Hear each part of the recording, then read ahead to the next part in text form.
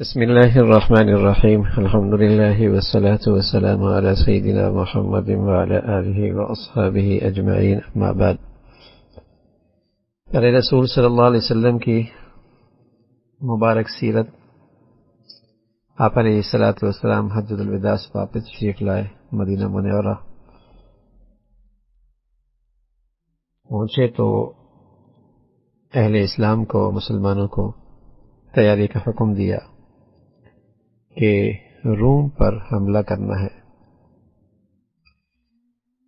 اور اس کے لیے لشکر کا امیر حضرت اسامہ ابن زید کا انتخاب ہوا.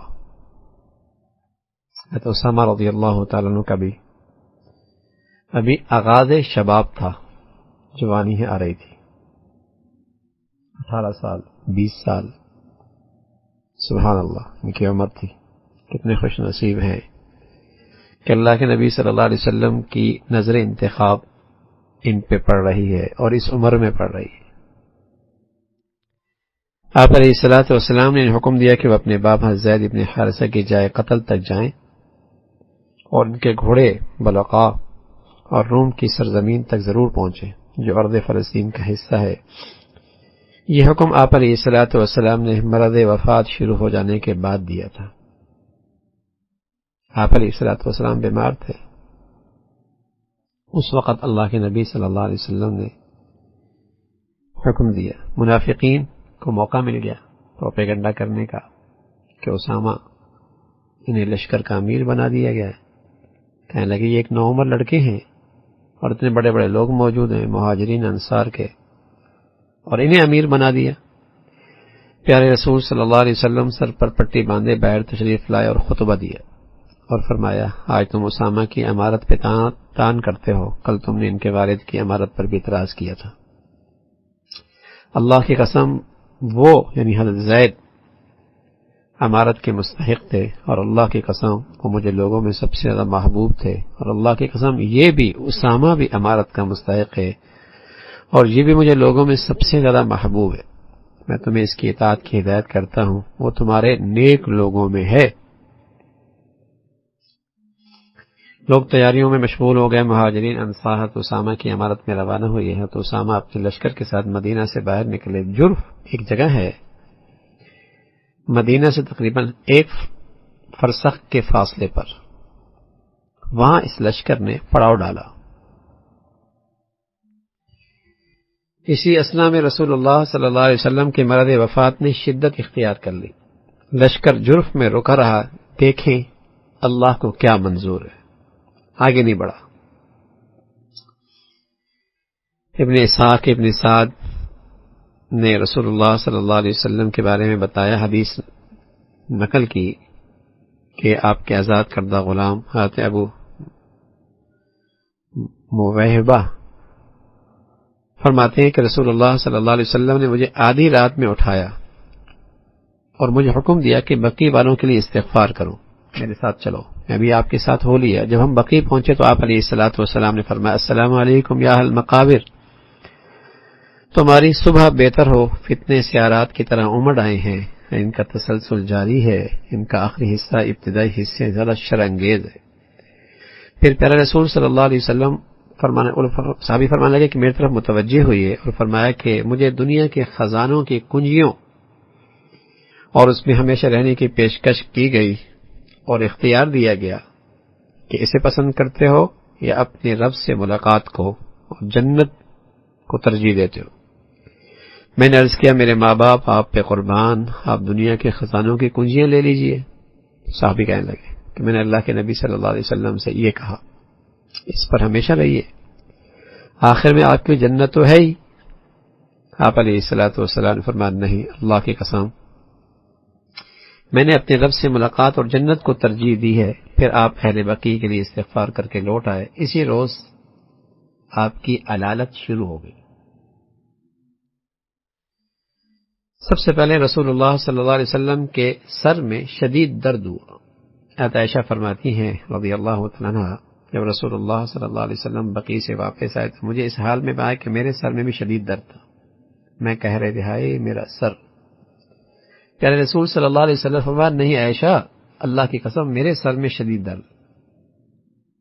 پھر آپ کے سر کی تکلیف میں مزید اضافہ ہوا اور وقفے وقفے سے شدید بخار رہنے لگا۔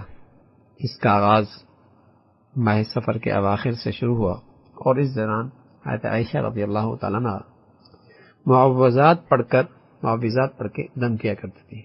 قل اعوذ برب الفلق، قل اعوذ برب الناس، یہ پڑھ کے دم کیا کرتے تھے۔ حضرت عروہ سے روایت ہے، حضرت عائشہ فرماتی ہیں کہ رسول اللہ صلی اللہ علیہ وسلم کی عادت شریفہ تھی، جب آپ پر کوئی مرض لاحق ہوتا تو آپ اپنے اوپر یہ صورتیں پڑھ کے دم کیا کرتے تھے اور ہاتھ پھیر لیا کرتے تھے۔ جب آپ کا مرض وفات شروع ہوا تو میں نے آپ کے اوپر یہی صورتیں پڑھی اور دم کیا اور آپ کا ہاتھ پکڑ کر آپ کے بدن پہ پھیرتی تھی۔ جب حضرات ازواج مطہرات نے محسوس کیا کہ رسول اللہ صلی اللہ علیہ وسلم بیماری کا زمانہ حضرت عائشہ کے ہاں گزارنا چاہتے ہیں، آپ کی چاہت سے لگ رہا ہے، اور وہ یہ بھی جانتے تھے کہ اللہ کے نبی صلی اللہ علیہ وسلم کو حضرت عائشہ سے محبت ہے اور ان کے ہاں آپ کو رہنے میں زیادہ سکون ملے گا، تو سبھی نے بخوشی اجازت دے دی کہ آپ عائشہ کے گھر میں یہ دن گزار لیں رضی اللہ تعالیٰ عنہ۔ تو آپ حضرت فضل ابن عباس، حضرت علی ابن ابی طالب رضی اللہ تعالیٰ عنہ کا سہارا لے گئے حضرت میمونہ کے گھر سے حضرت عائشہ رضی اللہ تعالیٰ عنہ کے گھر تشریف لے آئے۔ حضرت عائشہ فرماتی ہیں کہ گھر میں آپ کا مرض مزید بڑھ گیا اور آپ کو احساس ہوا کہ آپ کی حالت سے صحابہ کو بہت تشویش ہے، رنج ہے۔ آپ نے فرمایا مجھے 7 مشکیزیں مجھ پہ انڈیل ڈالو، یعنی مجھے غسل دو اور خوب پانی مجھ پہ ڈالو، 7 مشکیزیں مجھ پہ انڈیل ڈالو، شاید اس طرح میری حالت کچھ بہتر ہو جائے اور میں لوگوں کے پاس جا سکوں اور لوگوں سے کچھ بات کر سکوں۔ حضرت عائشہ فرماتی ہیں رضی اللہ تعالیٰ عنہ، ہم نے آپ کو ایک ٹپ میں بٹھا دیا، پھر ان مشکیزوں سے آپ کے اوپر پانی اونڈ لینے لگے اور اس وقت تک ڈالتے رہے جب تک کہ آپ نے خود منع نہیں فرمایا۔ پھر آپ علیہ الصلوۃ والسلام کی حالت کچھ بہتر ہوئی، باہر نکلے، نماز پڑھائی، اس کے بعد خطبہ دیا۔ اس وقت آپ کے سر مبارک پر پٹی بندھی ہوئی تھی، آپ ممبر پر تشریف فرما تھے، تو سب سے پہلے غزوہ احد میں شہید ہونے والوں کے دعا استغفار کیا، پھر فرمایا کہ ایک بندے کو اللہ نے اختیار دیا ہے کہ وہ دنیا کے رنگینیوں سے لطف اندوز ہوتا رہے یا اللہ کے اجر و انعام کو ترجیح دے، تو اس نے دنیا کے مقابلے میں اللہ کے اجر و انعام کو اختیار کر لیا۔ یہ سن کر ابو بکر رونے لگ گیا، سمجھ گئے اللہ کے نبی صلی اللہ علیہ وسلم کا اس بات سے کیا مطلب ہے۔ وہ اللہ کے نبی صلی اللہ علیہ وسلم کی بات کی مراد سمجھ گئے تھے، رونے لگے اور آپ کو مخاطب کر کے عرض کیا ہمارے ماں باپ آپ پر فدا ہوں اے اللہ کے رسول۔ تو پیارے رسول صلی اللہ علیہ وسلم نے ابو بکر ٹھہرو، لوگوں کوئی شخص ایسا نہیں جس نے اپنی جان اور مال سے مجھ پر اتنا احسان کیا ہو جتنا ابو بکر نے کیا ہے، جتنا ابو بکر اور اس کے گھرانے کا مجھ پر احسان ہے اتنا کسی کا نہیں ہے۔ اگر میں کسی کو اپنا خلیل بناتا تو ابو بکر ہوتا ہے، لیکن اسلامی اخوت سب سے بڑھ کر ہے، سب ہم بھائی بھائی، اسلامی اخوت۔ مسجد کا دریچہ بند کر دو، میں تمہارے آگے جانے والا ہوں، تم پر گواہ ہوں، یعنی میں اشارہ فرما دیا میں تم سے آگے جانے والا ہوں اور تم پر گواہ بھی ہوں، مجھے یہ ڈر نہیں کہ تم میرے بعد شرک کرنے لگو گے، مجھے اس سے ڈر لگتا ہے کہ تم حصول دنیا میں ایک دوسرے سے آگے بڑھنے کی کوشش کرنے لگ جاؤ گے۔ اللہ کے نبی صلی اللہ علیہ وسلم نے اپنی امت کے فتنے کی طرف آگاہ نشاندہی فرمائی۔ آپ علیہ الصلوۃ والسلام فرمایا کرتے تھے لکل امت فتنہ وفتنۃ امتی المال، میری امت کا سب سے بڑا فتنہ مال ہے، رشتے ٹوٹے، خاندان ٹوٹے، گھر ٹوٹے، قتل و غارت ہوئی، اس کے پیچھے ایک بہت بڑی وجہ مال، معاش، معیشت، مال۔ پھر رسول اللہ صلی اللہ علیہ وسلم گھر تشریف لے آئے تو آپ کے درد میں اضافہ ہو گیا اور آپ کا مرض بڑھ گیا۔ حضرت عائشہ فرماتی ہیں کہ رسول اللہ صلی اللہ علیہ وسلم نے اپنے مرض وفات میں ایک موقع پہ مجھ سے فرمایا کہ اپنے باپ ابو بکر اور اپنے بھائی کو بلاؤ تاکہ میں ایک تحریر لکھ دوں، مجھے اندیشہ ہے کہ بعد میں کوئی شخص امید نہ قائم کر لے اور یہ نہ کہنے لگے کہ خلافت کا سب سے زیادہ مستحق میں ہوں، حالانکہ اللہ اور اہل ایمان ابو بکر کے علاوہ کسی کے لیے راضی نہ ہوں گے۔ حضرت ابن عباس رضی اللہ عنہ فرماتے ہیں کہ جب رسول اللہ صلی اللہ علیہ وسلم کے مرض نے شدت اختیار کر لی، اور آپ گھر میں موجود لوگوں سے فرمایا لاؤ میں تم لوگوں کے لیے ایک تحریر لکھ دوں تاکہ تم لوگ رائے حق سے نہ ہٹو. تو بعض لوگوں نے کہا رسول اللہ صلی اللہ علیہ وسلم پر تکلیف کا غلبہ ہے اس لیے ایسی بات فرما رہے ہیں. ہمارے پاس قرآن موجود ہے، ہماری رہنمائی کے لیے اللہ کی کتاب ہے. تو مختلف رائے ہوئی، کچھ آواز بلند ہونے لگی تو آپ نے فرمایا کہ بعض لوگ کہنے لگے کہ تحریر لکھوا لینی چاہیے، بعضوں نے یہ کہا کہ اللہ کی کتاب موجود ہے. تو رسول اللہ صلی اللہ علیہ وسلم فرمایا میرے پاس سے ذرا ہٹ جاؤ. آپ علیہ الصلوۃ والسلام کی نقات اتنی بڑھ گئی کہ نماز کے لیے مسجد میں جانا ممکن نہ رہا. آپ علیہ الصلوۃ والسلام نے فرمایا ابو بکر سے کہا وہ نماز پڑھائے. حضرت عائشہ فرماتی ہیں رضی اللہ تعالی عنہا کہ میں نے عرض کیا اللہ کے رسول ابو بکر بڑے رقیق القلب ہیں، نرم دل ہیں، وہ آپ کی جگہ کھڑے ہوں گے تو اپنے اوپر قابو نہ رکھ سکیں گے اور ان کی آواز مقتدیوں تک نہ پہنچ سکے گی. آپ علیہ الصلوۃ والسلام نے فرمایا تم عورتوں کی مثال عزیز مصر کی عورتوں کی سی ہے جنہوں نے یوسف علیہ الصلوۃ والسلام کے بارے میں طرح طرح کی باتیں بنائی تھی. جاؤ ابو بکر سے کہو نماز پڑھائیں. اس کے بعد ابو بکر رضی اللہ تعالیٰ عنہ لوگوں کو نماز پڑھاتے رہے. ایک موقع پہ نبی علیہ الصلوۃ والسلام کو کچھ افاقہ ہوا اور طبیعت کچھ ہلکی ہوئی، آپ نے محسوس کیا تو آپ باہر تشریف لے آئے. دیکھا کہ حضرت ابو بکر رضی اللہ تعالیٰ عنہ نماز پڑھا رہے. حضرت ابو بکر نے آپ کی آہٹ محسوس کی تو پیچھے ہٹنے لگے. آپ نے اشارے سے فرمایا نہیں نہ ہٹیں. آپ علیہ الصلوۃ والسلام نے حضرت ابو بکر کے پہلو میں بیٹھ کر نماز ادا فرمائی اور حضرت ابو بکر رضی اللہ تعالیٰ عنہ کھڑے ہو کے نماز پڑھا رہے تھے. حضور علیہ الصلوۃ والسلام کا باہر تشریف لانا اور نماز پڑھنا اس سے صحابہ کو بڑی خوشی ہوئی، لیکن پھر بھی آپ کے مرض میں اضافہ ہو گیا. آپ علیہ الصلوۃ والسلام کی یہ آخری نماز تھی جو آپ نے مسجد میں ادا فرمائی تھی. عبداللہ ابن مسعود فرماتے ہیں رضی اللہ تعالیٰ عنہ میں رسول اللہ صلی اللہ علیہ وسلم کی خدمت میں حاضر ہوا اور اس وقت آپ کے جسم اطہر پر بخار میں تپ رہا تھا، شدید گرم تھا. میں نے اس ہاتھ سے چھوا، پھر عرض کیا یا رسول اللہ آپ کو تو بہت تیز بخار ہے. فرمایا مجھے اتنا بخار ہے جتنا تم لوگوں میں سے 2 آدمیوں کو ہوتا ہے. میں نے عرض کیا آپ کے دگنا اجر بھی تو ہے. سبحان اللہ، رسول اللہ صلی اللہ علیہ وسلم کے پیاروں کے اللہ کے نبی نے کیسی تربیت کی تھی، کس موقع پہ کیا بات کرنی ہے کہ یا رسول اللہ اجر بھی تو دگنا ہے. آپ علیہ الصلوۃ والسلام فرمایا ہاں کسی بھی مسلمان کو کوئی مرض لائق ہوتا ہے یا کوئی تکلیف پہنچتی ہے تو اس کے گناہ اس طرح جھڑتے ہیں جیسے درخت سے پتے جھڑتے ہیں. یہ اپنی امت کو سبق دیا کہ اگر کوئی آزمائش آ جائے، بیماری آ جائے، تکلیف آ جائے، بخار آ جائے تو گھبرائیں نہیں. اللہ کے دربار میں اس پہ اجر بہت ہے، اس کی امید رکھیں، حوصلہ ملے گا، ہمت بڑھے گی، حوصلہ بڑھے گا، ہمت ملے گی. تو یہ اللہ کے نبی صلی اللہ علیہ وسلم نے اپنی امت کے حوصلے کی اور ہمت بڑھانے کی کا یہ ارشاد ہے کہ دنیا ہے یہاں تو یہ سب چیزیں آیا کرتی ہیں. پیغمبر پہ بخار ہو سکتا ہے، پیغمبر پہ شدید بخار ہو سکتا ہے، پیغمبر بیماری میں مبتلا ہو سکتے ہیں. تو یہ تو زندگی کا حصہ ہے.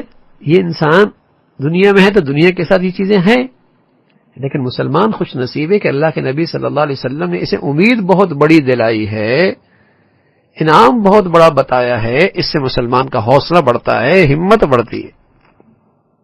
عین اس تکلیف کے اندر بھی، بیماری کے اندر بھی اگر مسلمانوں کو اس بات پہ یقین آ جائے مسلمان کو، سبحان اللہ، اس کے اندر تازگی رہے گی، اس کے اندر طاقت رہے گی، مایوسی نہیں آئے گی، تازگی رہے گی. جب رسول اللہ صلی اللہ علیہ وسلم کے جانے کا وقت قریب آیا تو ایک چادر آپ کے جسم میں عتم پر پڑی ہوئی تھی. جب تکلیف زیادہ ہونے لگی تو اس کو چہرے مبارک سے ہٹا دیتے تھے. چہرے پہ ڈالی ہوئی پورے جسم پہ ایک چادر ڈالی ہوئی تھی، جب زیادہ تکلیف ہوتی تو آپ اسے ہٹا لیتے. اسی حال میں آپ علیہ الصلوۃ والسلام نے ارشاد فرمایا کہ یہود و نصارہ پر اللہ کی لعنت ہو، انہوں نے اپنے انبیاء کے قبروں کو سجدہ گاہ بنا لیا. اس ارشاد کا مقصد مسلمانوں کو خبردار کرنا تھا کہ یہ امت میرے ساتھ یہ سلوک نہ کرے، اس کا معاملہ میری قبر کے ساتھ ایسا نہ ہو. تو آپ علیہ الصلوۃ والسلام نے مسلمانوں کو خبردار کر دیا کہ وہ ایسا نہ کریں. اللہ نے اپنے تمام بندوں کے بارے میں یہ فیصلہ فرمایا ہے انک میت و انہم میتون. اے نبی تمہیں بھی مرنا ہے اور ان لوگوں کو بھی مرنا ہے۔ 12 ربیع الاول ہجرت کا 11واں سال، پیر کا دن، لوگ حضرت ابوبکر رضی اللہ تعالیٰ عنہ کی اقتداء میں فجر کی نماز ادا کر رہے تھے۔ اچانک حضرت عائشہ کا حجرہ، اس کا پردہ ہٹا، پیارے رسول صلی اللہ علیہ وسلم کا چہرہ انور نظر آیا، آپ نمودار ہوئے۔ آپ علیہ الصلوۃ والسلام نے صحابہ کو نماز ادا کرتے ہوئے دیکھا تو مسکرائے، پھر ہنس پڑے۔ حضرت ابوبکر رضی اللہ تعالیٰ عنہ پیچھے ہٹ کر صف میں شامل ہو گئے۔ انہیں گمان ہوا کہ رسول اللہ صلی اللہ علیہ وسلم نماز کے لیے تشریف لا رہے ہیں۔ صحابہ اکرام آپ کو دیکھ کر نمازی میں بے قابو ہو رہے تھے۔ آپ نے ہاتھ سے اشارہ کیا کہ اپنی نماز پوری کریں، پھر حجرے میں داخل ہو گئے، پردہ گرا دیا، لوگ نماز سے فارغ ہوئے۔ انہیں یہ خیال ہوا کہ رسول اللہ صلی اللہ علیہ وسلم کے مرض میں افاقہ ہو رہا، لیکن سچ کیا تھی، حقیقت کیا تھی کہ اللہ کے نبی صلی اللہ علیہ وسلم اپنے ان پیاروں پر اور ان عشاق پر، ان سچے جانثاروں پر الوداعی نگاہ ڈال رہے تھے، آخری نظر ڈال رہے تھے۔ یہ نظر ڈالی آپ نے آخری۔ واپس آ کر آپ حضرت عائشہ رضی اللہ تعالیٰ کی گود میں سر رکھ کر لیٹ گئے۔ انہوں نے آپ کا سر مبارک اپنے سینے سے لگا لیا۔ آپ پر موت کے سکرات طاری ہونے لگے۔ حضرت عائشہ فرماتی ہیں رضی اللہ تعالیٰ عنہ، آپ علیہ الصلوۃ والسلام کے سامنے پانی کا ایک کٹورا تھا، آپ دونوں ہاتھ پانی میں ڈالتے، پھر چہرے پہ پھیر لیتے اور فرماتے اللہ کے سوا کوئی معبود نہیں، بے شک موت کے سکرات ہوتے ہیں۔ حضرت فاطمہ رضی اللہ تعالیٰ عنہ نے جب آپ کی یہ حالت دیکھی تو کہنے لگی ہائے میرے ابا جان، تکلیف؟ پیارے رسول صلی اللہ علیہ وسلم نے فرمایا آج کے بعد تیرے ابا کو کوئی تکلیف نہیں ہوگی، آج کے بعد تیرے ابا کو کوئی تکلیف نہیں ہوگی۔ حضرت عائشہ فرماتی ہیں اللہ نے رسول اللہ صلی اللہ علیہ وسلم کے وفات کے وقت آپ کے اور میرے تھوک کو یکجا کر دیا۔ حضرت عائشہ اس کو اپنی خوش نصیبی اور اپنا یہ اعزاز بڑا فخر سے بتایا کرتی تھی کہ اس دنیا میں رسول اللہ صلی اللہ علیہ وسلم تشریف لے کے جا رہے تھے تو سب سے آخری چیز جو آپ کے منہ میں گئی وہ میرا لعاب گیا۔ ہوا یوں کہ میرے بھائی عبد الرحمن گھر میں داخل ہوئے، ان کے ہاتھ میں مسواک تھی، تو رسول اللہ صلی اللہ علیہ وسلم میرے ٹیک سے لیٹے ہوئے تھے۔ میں نے دیکھا کہ آپ کی نگاہ میرے بھائی کی طرف ہے، میں سمجھ گئی کہ آپ مسواک لینا چاہتے ہیں۔ میں نے عرض کیا میں آپ کے لیے مسواک لے لوں؟ آپ نے سر سے اشارہ فرمایا اور فرمایا ہاں۔ جب مسواک لی اور وہ سخت تھی تو میں نے عرض کیا کہ میں اسے ملائم کر دوں؟ آپ علیہ الصلوۃ والسلام نے اس بات سے سر ہلایا تو میں نے اس کو ملائم کر کے دیا اور آپ علیہ الصلوۃ والسلام نے مسواک کی۔ سبحان اللہ۔ تو یوں دنیا سے جاتی ہو جو چیز آپ کے منہ میں سب سے آخر میں گیا تھا، عائشہ فرماتی ہوں میرا لعاب تھا کہ میں نے مسواک نرم کر کے رسول اللہ صلی اللہ علیہ وسلم کو دی۔ سامنے پانی کا ایک کٹورا تھا، آپ اس میں اپنا ہاتھ ڈال کر چہرے پہ پھیر لیتے، اس کے بعد فرماتے اللہ کے سوا کوئی معبود نہیں، بے شک موت کے سکرات ہوتے ہیں۔ پھر آپ نے ہاتھ اٹھا کر فرمایا پھر رفیق الاعلی، سب سے اعلیٰ اور برتر رفیق کے پاس، پھر رفیق الاعلی، سب سے اعلیٰ اور برتر رفیق کے پاس، یہاں تک کہ روح پرواز کر گئی، آپ کا ہاتھ ایک طرف جھک گیا۔ پیارے رسول صلی اللہ علیہ وسلم کی وفات کی خبر صحابہ اکرام پر بجلی بن کر گری۔ اس وقت حضرت ابوبکر رضی اللہ تعالیٰ عنہ اپنے گھر پہ تشریف فرما تھے۔ حضور علیہ الصلوۃ والسلام کے مرض میں افاقہ دیکھ کر وہ وہاں سے چلے گئے تھے اور انہیں خبر ملی کہ گھوڑے پر سوار ہو کر فوراً پہنچے، سب سے پہلے مسجد نبوی گئے، لیکن وہاں کسی سے بات نہیں کی۔ پھر حجرہ عائشہ میں داخل ہوئے، دیکھا کہ جسم عطا پر ایک دھاری دار چادر ڈھکی ہوئی ہے، اسے سرکایا اور جھک کر روئے انور کا بوسہ لیا، پیارے رسول صلی اللہ علیہ وسلم کا چہرے کا بوسہ لیا اور رو پڑے، اور پھر کہا میرے ماں باپ آپ پر فدا، آپ پر دو موتیں اکٹھا نہیں، آپ پر اللہ دو موتیں اکٹھا نہیں کرے گا، جو موت آنی تھی وہ آ چکی۔ اس کے بعد مسجد نبوی میں آئے، حضرت عمر رضی اللہ تعالیٰ عنہ لوگوں سے کہہ رہے تھے کہ رسول اللہ صلی اللہ علیہ وسلم کا وصال نہیں ہوا بلکہ آپ رب سے ملاقات کے لیے گئے ہیں، جس طرح موسیٰ ابن عمران گئے تھے۔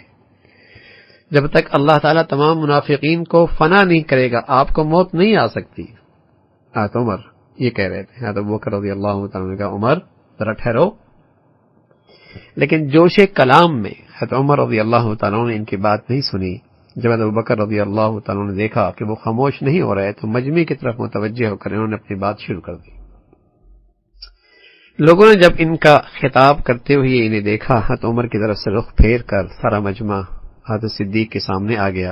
حضرت ابوبکر رضی اللہ تعالیٰ نے اللہ کی حمد و ثنا کی اور فرمایا لوگوں، کوئی محمد صلی اللہ علیہ وسلم کی عبادت کرتا تھا تو اسے معلوم ہونا چاہیے کہ بلا شبہ آپ کی وفات ہو گئی ہے، اور جو لوگ اللہ کی عبادت کرتے تھے انہیں اطمینان رکھنا چاہیے کہ اللہ زندہ ہے اور اس پر کبھی موت طاری نہیں ہوگی۔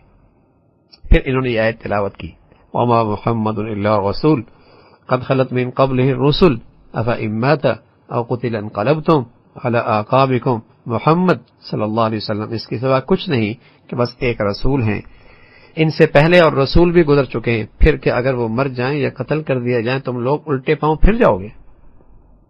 حضرت ابوبکر رضی اللہ تعالیٰ نے یہ آیت تلاوت فرمائی تو لوگوں کو ایسا محسوس ہوا گویا یہ آیت ابھی نازل ہوئی ہے، ہر شخص اس کی تلاوت کرنے لگا۔ حضرت عمر فرماتے ہیں رضی اللہ تعالیٰ عنہ، میں نے ابوبکر کو رضی اللہ تعالیٰ عنہ کو یہ آیت پڑھتے ہوئے سنا تو حیرت زدہ ہو کر بے ساختہ زمین پر گر پڑا۔ میرے پاؤں کی طاقت ختم ہو چکی تھی، مجھے یقین ہو گیا تھا کہ نبی علیہ الصلوۃ والسلام کا انتقال ہو گیا ہے۔ تمام اہل علم کا اتفاق ہے کہ رسول اللہ صلی اللہ علیہ وسلم کی وفات 63 سال کی عمر میں ہوئی۔ 63 سال کی عمر، 40 سال آپ نے بعثت سے پہلے گزارے، 13 سال مکہ میں دعوت اللہ کا فریضہ انجام دیتے رہے، اور 10 سال ہجرت کے بعد مدینہ میں گزارے، اور آپ کی وفات 11ویں سال کے اوائل میں ابتداء میں ہوئی۔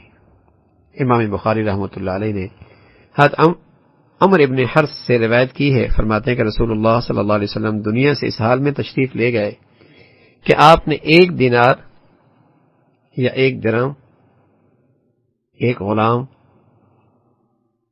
یا لونڈی، کوئی چیز بھی پیچھے نہیں چھوڑی، صرف آپ کا ایک سفید خچر تھا، آپ کے ہتھیار تھے، اور ایک زمین کا ٹکڑا تھا جس کو آپ نے مسافروں کے لیے صدقہ کر دیا تھا۔ یہ آپ کی ساری پونجی تھی۔ آپ علیہ الصلوۃ والسلام اس دنیا سے تشریف لے گئے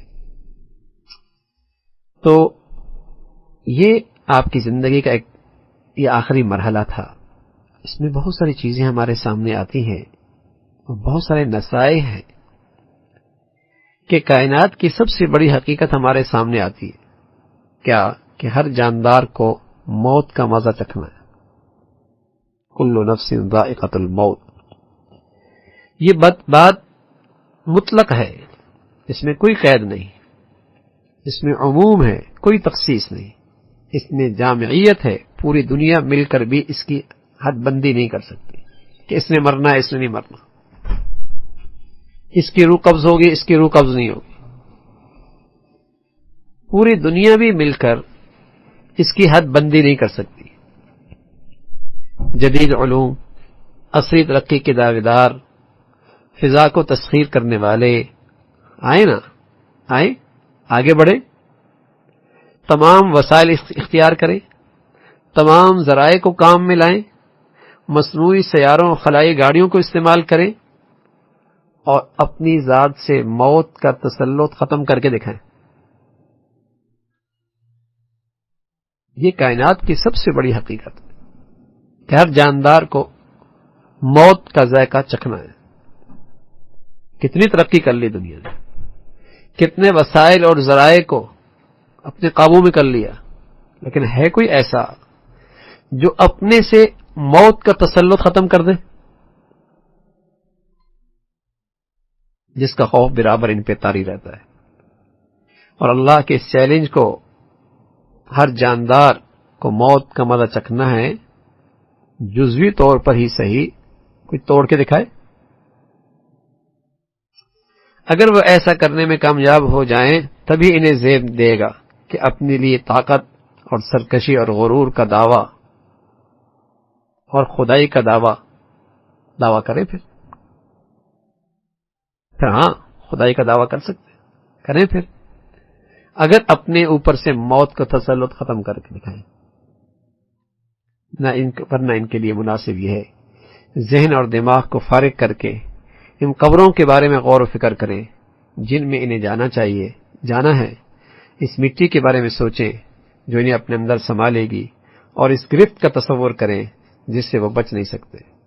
اللہ رب العزت کے لیے آسان تھا کہ رسول اللہ صلی اللہ علیہ وسلم کا مقام موت اور اس کی وہ جو موت کی کیفیت ہے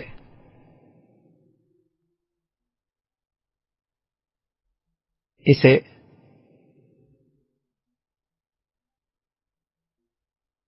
اللہ کی پردے میں رکھتے،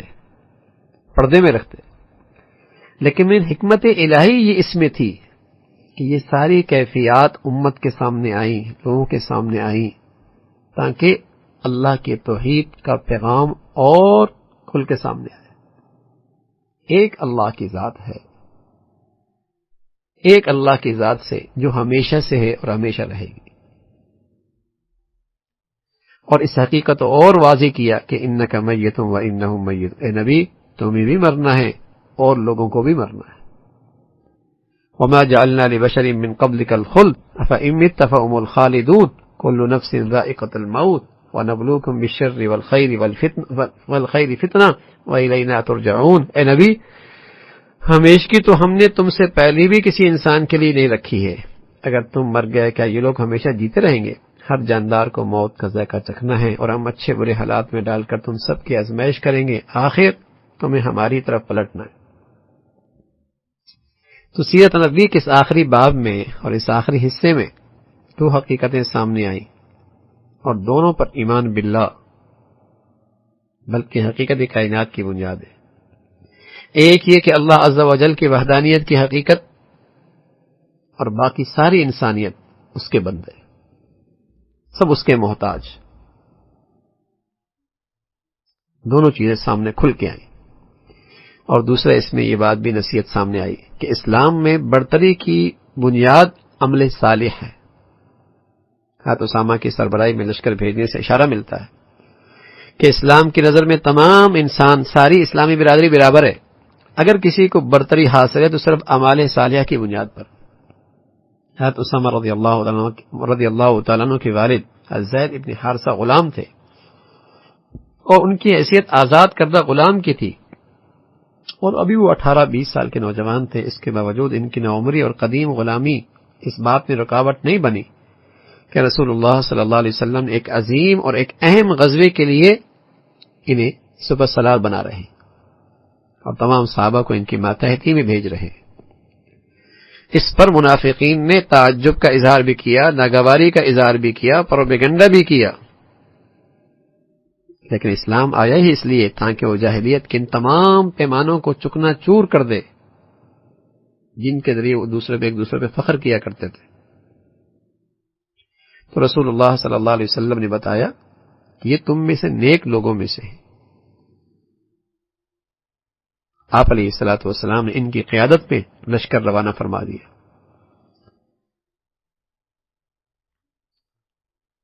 حضرت ابوبکر رضی اللہ تعالیٰ عنہ زمام خلافت سنبھالنے کے بعد پہلا کام یہ کیا کہ لشکر اسامہ کو روانہ کیا۔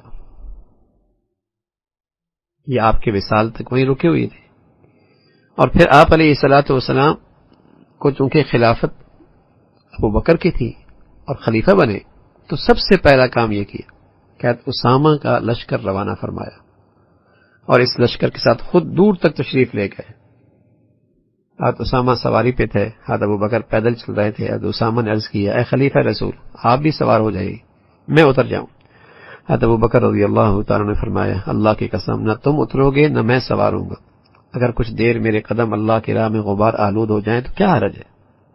حضرت اسامہ رضی اللہ تعالیٰ نے اس غزوے سے فاتح اور کامران بن کر لوٹے، اور اس لشکر کی روانگی سے مسلمانوں کو بہت فائدہ پہنچا۔ پھر یہاں حضرت عائشہ رضی اللہ تعالیٰ عنہ کا ارشاد سے معلوم ہوا کہ جھاڑ پھونک کی مشروعیت آپ علیہ الصلوۃ والسلام پر سورہ معوذات پڑھ کر دم کرنا، جو حدیث میں بھی اسے ثابت ہے، اور آپ علیہ الصلوۃ والسلام کا معمول بھی تھا کہ ان آیات اور ان سورت کو پڑھ کر اور دیگر اذکار اور دعاؤں کے ساتھ صحابہ دم کیا کرتے تھے۔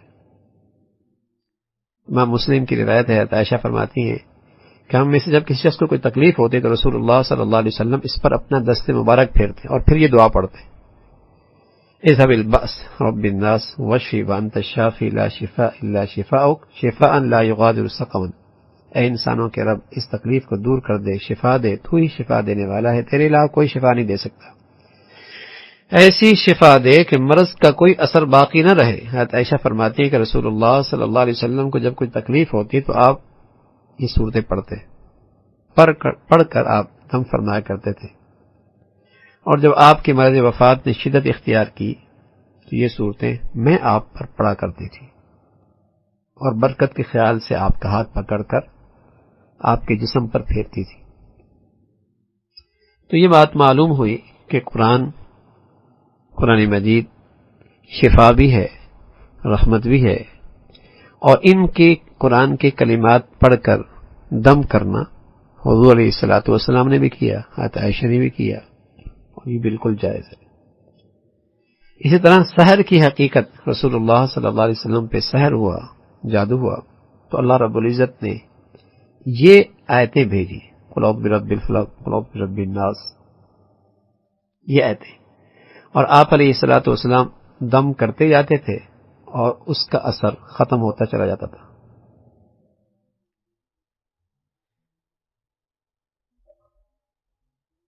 بخاری اور مسلم کی روایت ہے، عائشہ فرماتی ہیں کہ بنی زریق کے ایک شخص نے جس کا نام لبید بن عاصم تھا، رسول اللہ صلی اللہ علیہ وسلم پر جادو کیا تھا۔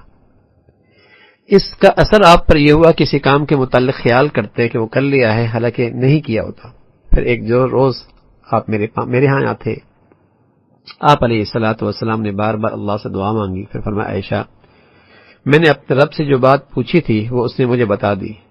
دو آدمی یعنی دو فرشتے آدمیوں کی صورت میں میرے پاس آئے، ایک سرانے کی طرف تھا، دوسرا پاؤں کی طرف تھا۔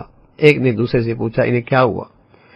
دوسرے نے جواب دیا کہ اس پہ جادو ہوا ہے۔ تو اس نے پوچھا کس نے کیا؟ جواب ملا لبید بن عاصم نے یہودی تھا۔ پوچھا کس چیز میں کیا؟ جواب دیا کنگھی اور بالوں میں۔ پوچھا وہ کہاں ہیں؟ جواب دیا بنی زریق کے کنویں میں۔ نبی علیہ الصلوۃ والسلام اپنے چند اصحاب کے ساتھ وہاں پہنچے اور اس جادو کے توڑنے کے لیے خواب میں جو طریقہ بتایا گیا تھا اس کے مطابق عمل کیا۔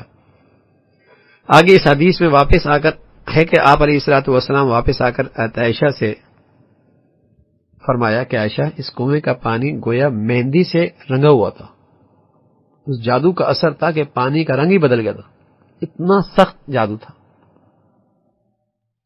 اور اس سے قریب کے کھجوروں پر بھی شیاطین کے سر معلوم ہوتے تھے، اتنا گہرا اثر تھا، جادو تھا۔ میں نے عرض کیا اللہ کے رسول آپ نے کیوں نہیں اسے نکال باہر کیا؟ فرمایا مجھے اللہ نے شفا دے دی، اب میں نہیں چاہتا کہ اس کے خلاف لوگوں کو بھڑکاؤں۔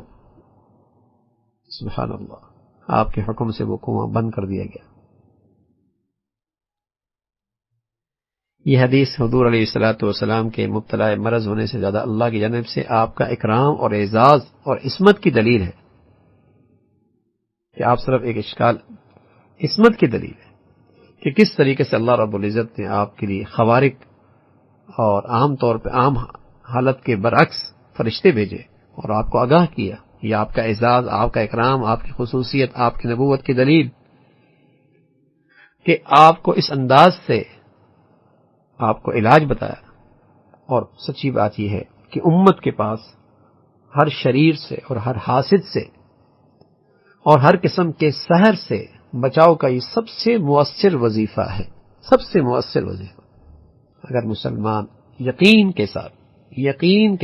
شرط ہے، جیسے کوئی کہتا نا گولی سے آدمی مر جاتا ہے، اور کوئی آدمی ہاتھ سے گولی مارے بلی بھی نہ مرے۔ کوئی کہ میاں آپ تو کہتے آدمی مرتا ہے تو بلی بھی نہیں مر رہی۔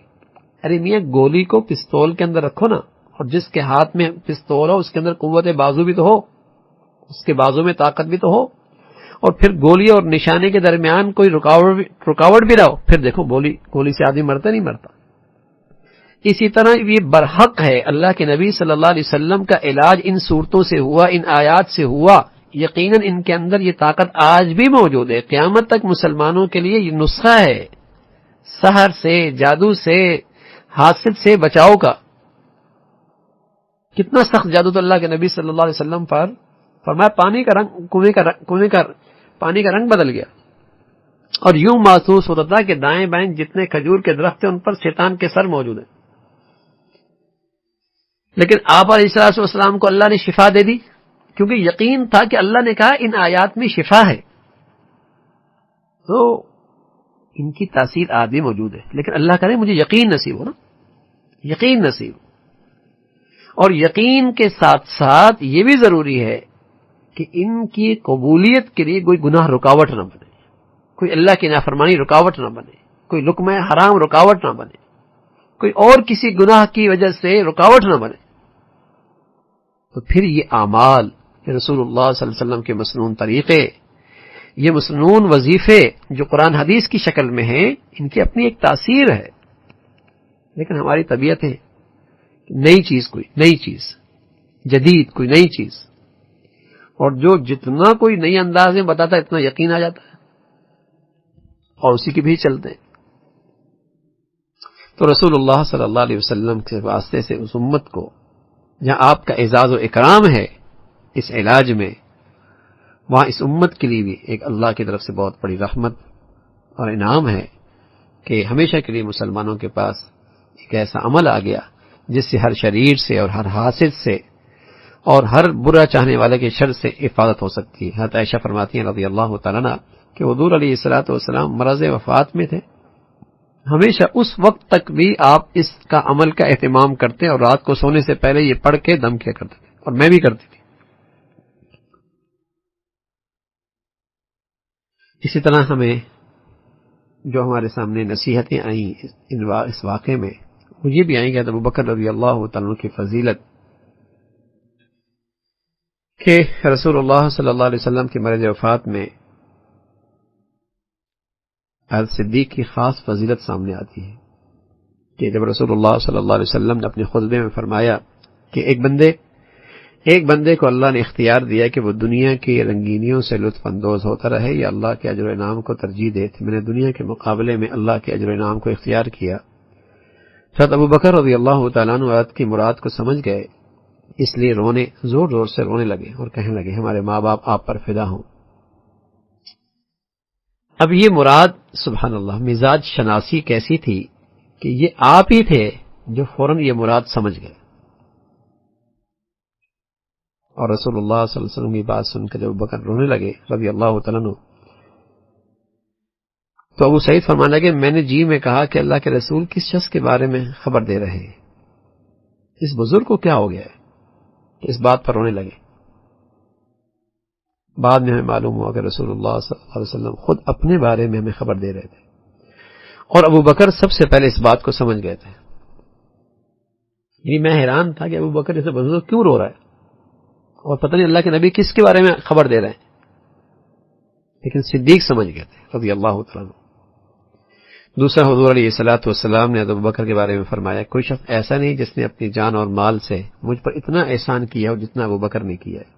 یہ زندہ جاوید کلمات ایسے کلمات ہیں کہ یہ کلمات حضور علیہ الصلوۃ والسلام نے حضرت صدیق کے علاوہ کسی کے لیے نہیں فرمائے۔ اور عائشہ فرماتی ہیں کہ حضور علیہ الصلوۃ والسلام نے مجھ سے فرمایا کہ اپنے باپ ابو بکر اپنے بھائی کو بلاؤ تاکہ میں ایک تحریر لکھ دوں، مجھے اندیشہ ہے کہ بعد میں کچھ شخص امید نہ قائم کر لے اور یہ نہ کہنے لگے کہ خلافت کا سب سے زیادہ مستحق میں ہوں، حالانکہ اللہ اور اہل ایمان ابو بکر کے علاوہ کسی اور کے لیے راضی نہیں ہوں گے۔ اس میں بھی حضرت ابو بکر رضی اللہ عنہ کی عزت اور آپ کی خلافت کا تذکرہ ہے۔ اور چوتھی یہ کہ آپ علیہ الصلوۃ والسلام نے امامت کے لیے اپنی زندگی میں ابو بکر رضی اللہ تعالیٰ عنہ کو جانشین بنایا، اور جب عائشہ رضی اللہ تعالیٰ عنہ ان کے بارے میں یہ عذر پیش کیا کہ وہ رقیق القلب ہیں اس لیے خود پر قابو نہ رکھ سکیں گے، تو آپ نے ان کی بات سختی سے رد کر دی اور زور دیا کہ ابو بکر سے کہو امامت کرائے۔ تو یہ وہ امتیازات ہیں اس پوری امت میں، اللہ کے نبی کے بعد کوئی اگر کوئی شخصیت ہے جس کا سب سے بلند مرتبہ ہے تو وہ ابو بکر رضی اللہ تعالیٰ عنہ ہے۔ پھر رسول اللہ صلی اللہ علیہ وسلم نے فرمایا کہ یہود و نصارہ پہ لعنت ہو کہ انہوں نے اپنی انبیاء کے قبروں کو سجدہ گاہ بنا لیا۔ اس سے واضح ہوا کہ رسول اللہ صلی اللہ علیہ وسلم نے ایسا کرنے سے بہت سختی سے منع فرمایا ہے۔ علماء فرماتے ہیں کہ نبی علیہ الصلوۃ والسلام نے اپنی قبر پر اور کسی اور کی قبر کو سجدہ گاہ بنانے سے اس اندیشے سے منع فرمایا کہیں ان کی انتہائی تعظیم نہ کی جانے لگے اور اس کی وجہ سے فتنے میں پڑ جانے کا قوی امکان ہے۔ اس لیے بس اوقات یہ چیز کفر تک پہنچا دیتی ہے، جیسے کہ بہت ساری قومیں اس گندگی کے اندر مبتلا ہو رہی ہیں۔ قبر کو سجدہ گاہ بنانے کی ایک صورت یہ ہے کہ اس کے اوپر سجدے کیے جائیں، اور قبر کے پاس نماز پڑھنا بھی درست نہیں ہے۔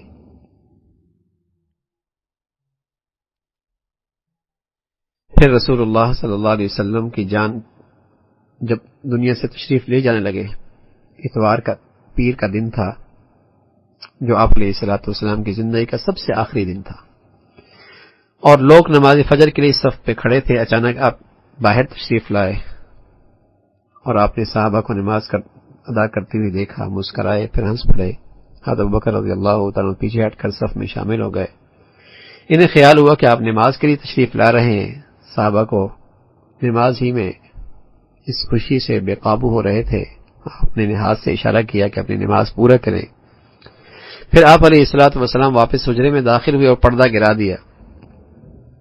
تو اس واقعے سے حضور علیہ الصلوۃ والسلام کی شدت احساس اور آپ کی غیر درجے کی فکر مندی کا خوب اندازہ ہوتا ہے کہ اس لمحے آپ اپنی امت کے بارے میں فکر مند تھے کہ آپ کے بعد کیا حال ہوگا۔ اور جب آپ نے انہیں خشوع اور خضوع کے ساتھ کھڑے دیکھا تو آپ کے چہرے مبارک پر مسکراہٹ پھیل گئی۔ آپ کی پیار بھری نگاہیں سے اندازہ لگایا جا سکتا ہے کہ آپ کے دل میں اس سے کتنی خوشی ہوئی ہوگی اور آپ کے دل میں ان کی کتنی محبت ہوگی۔ رسول اللہ صلی اللہ علیہ وسلم نے جن پر ہمارے ماں باپ فدا ہوں، قربان ہوں، آپ نے یہ چاہا کہ اپنی حیات طیبہ کی ان آخری لمحات میں اپنے اصحاب پر آخری نگاہ ڈالیں جو حق کے سپاہ ہیں اور حق کے محافظ ہیں۔ جب انہیں دیکھا کہ وہ اللہ کی بندگی میں کھڑے ہیں تو بہت خوشی ہوئی، اور یہ منظر دیکھ کر آپ کا جی خوش ہو گیا اور آنکھیں ٹھنڈی ہو گئی۔ اس منظر سے آپ کی موت کی تکلیف بھول گئے اور خوشی اور مسرت سے آپ کے چہرے پہ مسکراہٹ پھیل گئی۔ یہ دیکھ کر صحابہ کو گمان ہونے لگا کہ آپ کی تکلیف میں افاقہ ہو گیا اور طبیعت بحال ہو رہی ہے، لیکن بعد میں انہیں معلوم ہوا کہ یہ آپ کی آخری نگاہ تھی، اور یہ آپ کے اصحاب بلکہ پوری امت کا آخری منظر تھا جو آپ کے ذہن پہ نقش ہوا تھا۔ ساری اسلامی برادری کا آخری نقشہ اس موقع پہ آپ کے ذہن میں یہ آیا۔ یہ منظر ان لوگوں اور اللہ کے درمیان باقی رہ جانے والا عہد قرار پائے اور دنیا میں اپنی امت سے الوداع کہنے کے یہ لمحات تھے، اور اس کے ذریعے ان لمحات کو سامنے رکھ کر آپ علیہ الصلوۃ والسلام گویا کہ اپنی امت کو الوداع کہہ رہے تھے۔ حکمت الہی کی مشیت یہ ہوئی کہ یہ آخری منظر نماز کا ہو اور وہ آخری عہد قرار پائے۔ اللہ رب العزت ہمیں بھی اپنے رسول صلی اللہ علیہ وسلم سے سچی محبت نصیب فرمائے اور کامل اتباع نصیب فرمائے۔ سبحانک اللہم بحمدک، نشہد ان لا الہ الا اللہ، نستغفرک ونتوب الیک۔ ممکن ہے کل کی ہماری نشست آخری ہو، دیکھتے ہیں انشاءاللہ۔ یقیناً کل کی نشست انشاءاللہ آخری ہوگی، اور انشاءاللہ پھر اس مجلسی میں کچھ باتیں ہوں گی۔ سبحانک اللہم بحمدک، نشہد ان لا الہ الا اللہ، نستغفرک ونتوب الیک۔